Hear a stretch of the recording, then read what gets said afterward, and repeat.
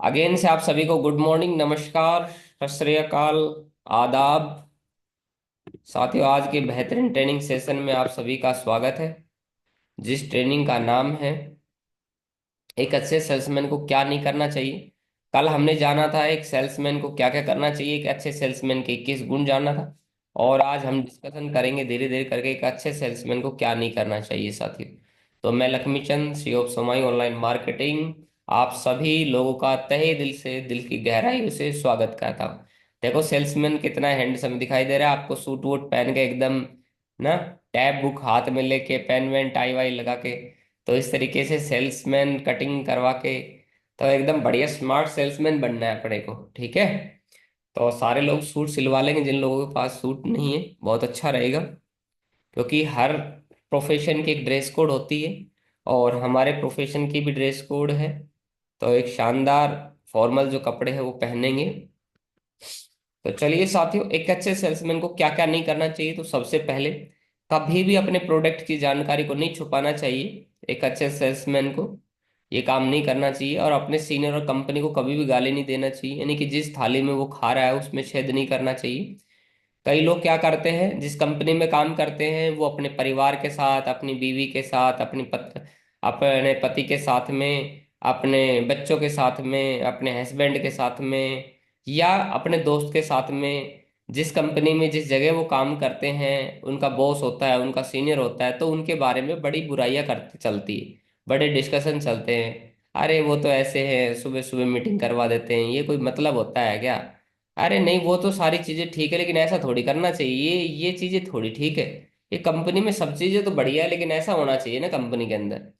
तो भाई आप डायरेक्टर बनो, फिर आपको पता चलेगा कि कंपनियां कैसे चलती है। आप बॉस बनो, और आप भी तो किसी ना किसी के बॉस है।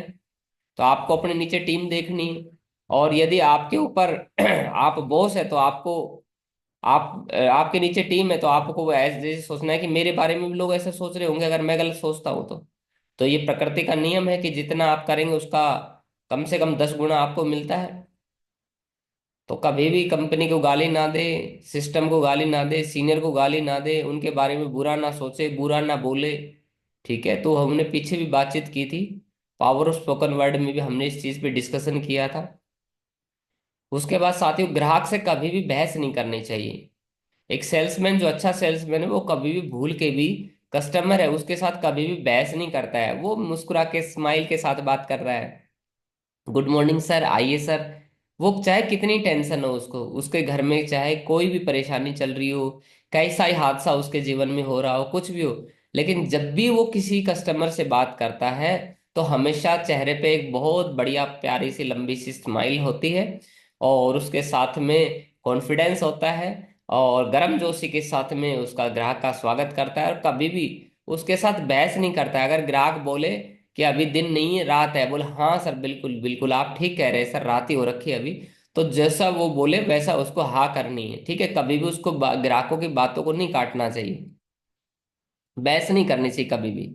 अपने प्रोडक्ट को कभी भी चालाकी से नहीं बेचना चाहिए। एक अच्छा सेल्समैन, एक अच्छा नेटवर्कर जो होता है, कभी भी अपने प्रोडक्ट को चालाकी करके और गलत तरीके से प्रचार करके, गलत चीजें बता के जो उस प्रोडक्ट के अंदर नहीं है वो क्वालिटी, इस तरीके से कभी भी एक अच्छा सेल्समैन ऐसा काम नहीं करता है। एक अच्छा सेल्समैन जो है हमेशा प्रोडक्ट की जो सच्ची तारीफ है वो बताएगा, जो सच्चे रिजल्ट्स आए हुए हैं वो बताएगा, उनकी वीडियो दिखाएगा, टेस्ट मनी दिखाएगा, उनके बारे में बताएगा, ज्यादा से ज्यादा जानकारी देगा। कभी भी वादा नहीं तोड़ना चाहिए। एक अच्छे सेल्समैन को क्या करना चाहिए, वादा नहीं तोड़ना चाहिए।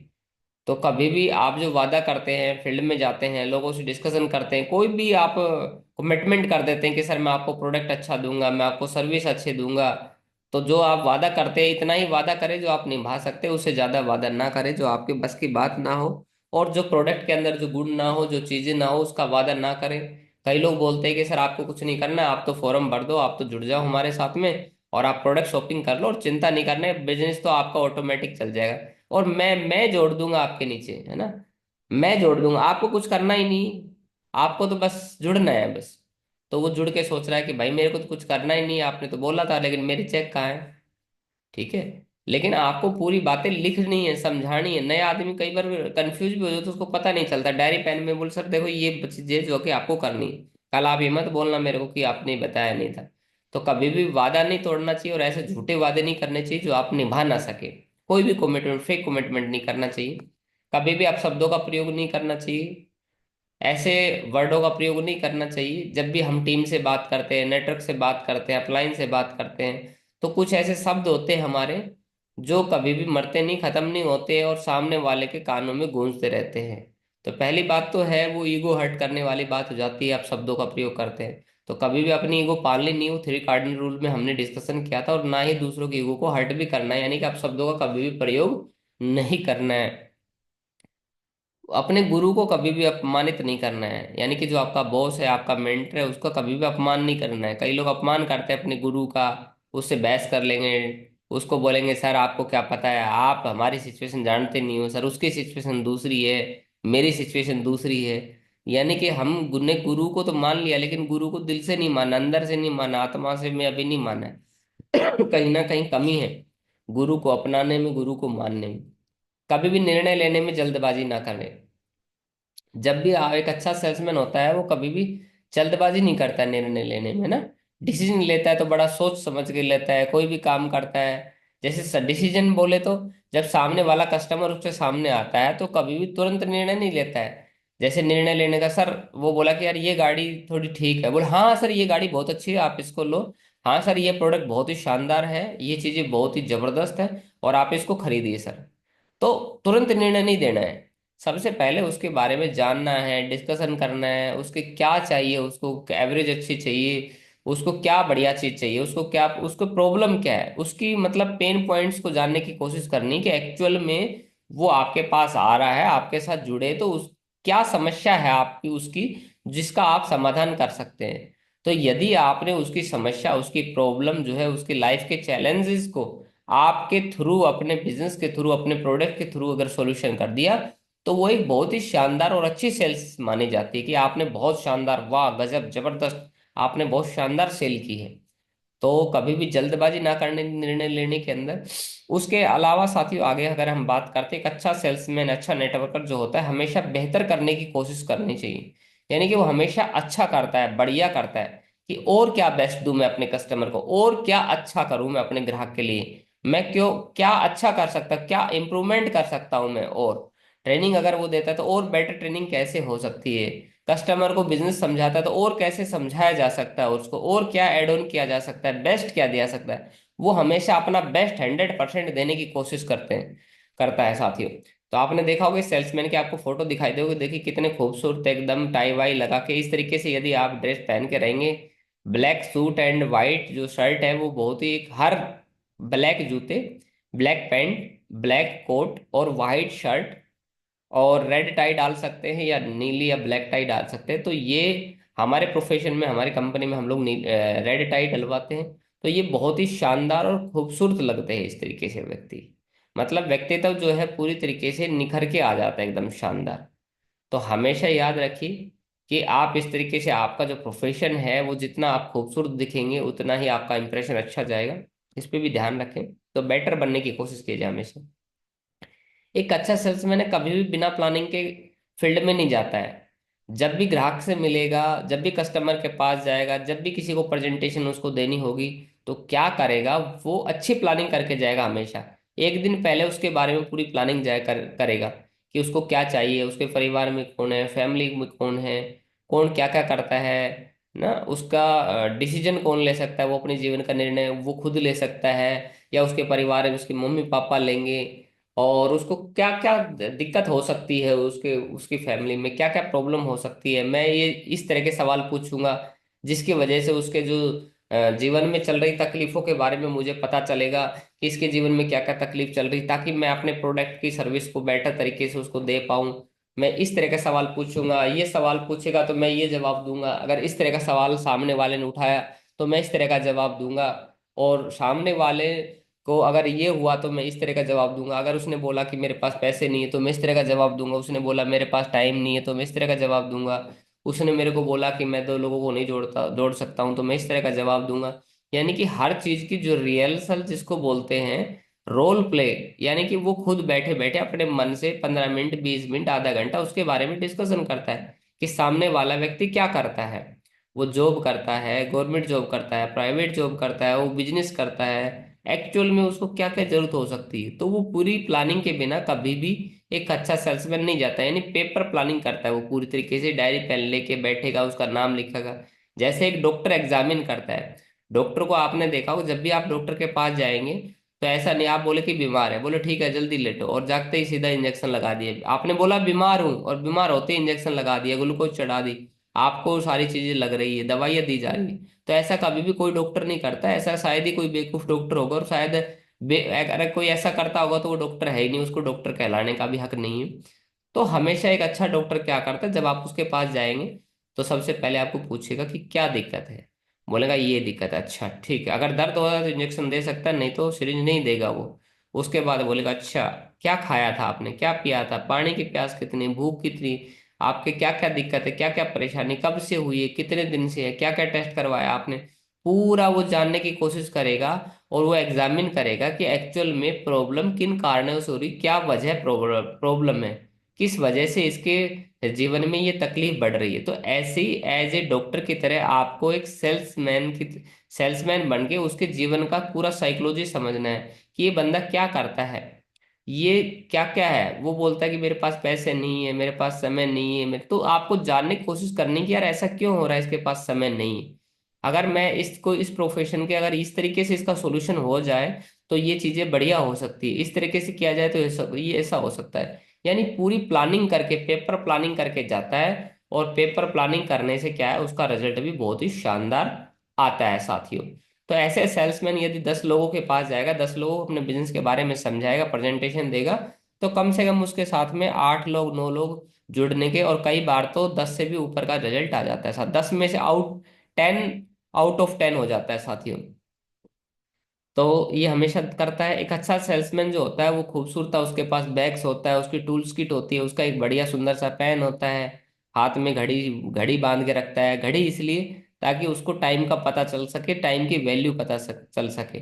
ठीक है, शौक के लिए नहीं बांधता है। कुछ लोग घड़ी को ये सोचते हैं कि शौक के लिए बांधते हैं, शौक बहुत अच्छी चीज है, और आपकी पर्सनैलिटी को सूट करती हुई घड़ी बांधनी भी चाहिए।